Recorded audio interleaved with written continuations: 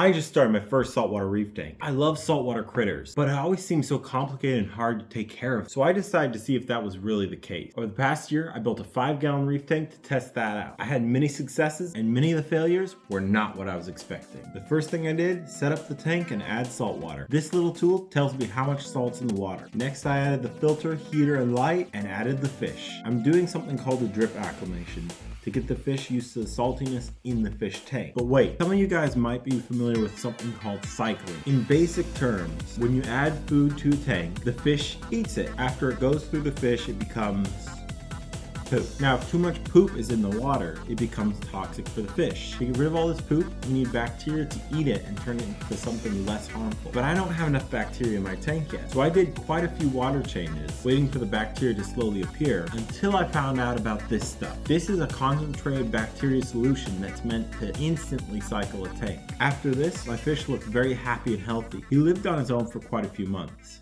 Until I saw this. This might not look like much, but it tells me that the tank is ready for something new. Even though the tank was cycled, it wasn't mature. Therefore, only very hardy things could live in it, such as this clownfish. But these red specks in the sand say that the tank is maturing to a point other things can live in it. I bought 3 kinds of macroalgae, a hermit crab, and this pom-pom crab. This crab is very special because it's holding 2 anemones in its hands. It uses these to catch food and fight off prey, but I had a secret use for them. If these anemones can survive, coral can too. Unfortunately, the tank wasn't as cycled as I thought, but after a few weeks, the anemones were still alive, so I knew it was time for coral.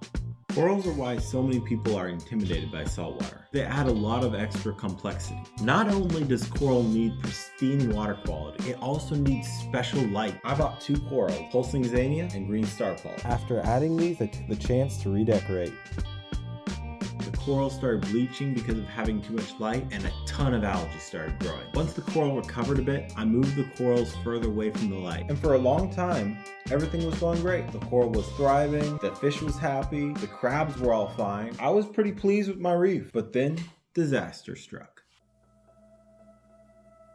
The power was out for a couple days. I had no way to heat my house. The tank was getting cold, and so I decided to move it. While carrying the fish and corals in a bucket to a warmer house, a clump of snow fell off the roof right into the bucket.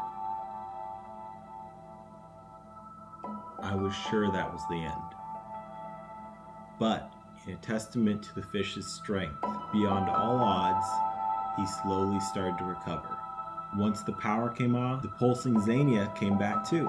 Still, everything had scars from that day. The fish was missing its back fin, the pom-pom crab was just a crab now, and the green star polyp never fully recovered. Slowly over time, things continued to get better. So I said, you know what? If this tank can survive the Arctic, I can handle some more complicated corals.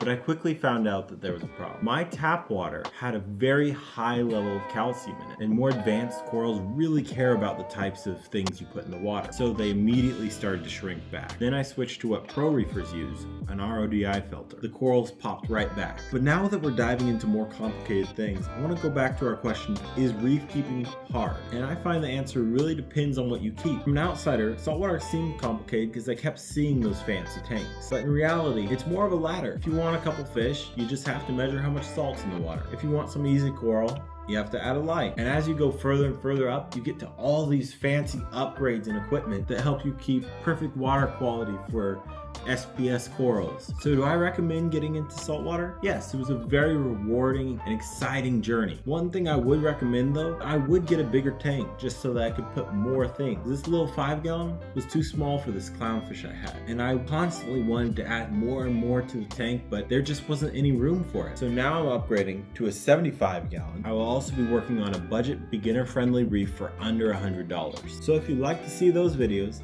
like and subscribe. See ya!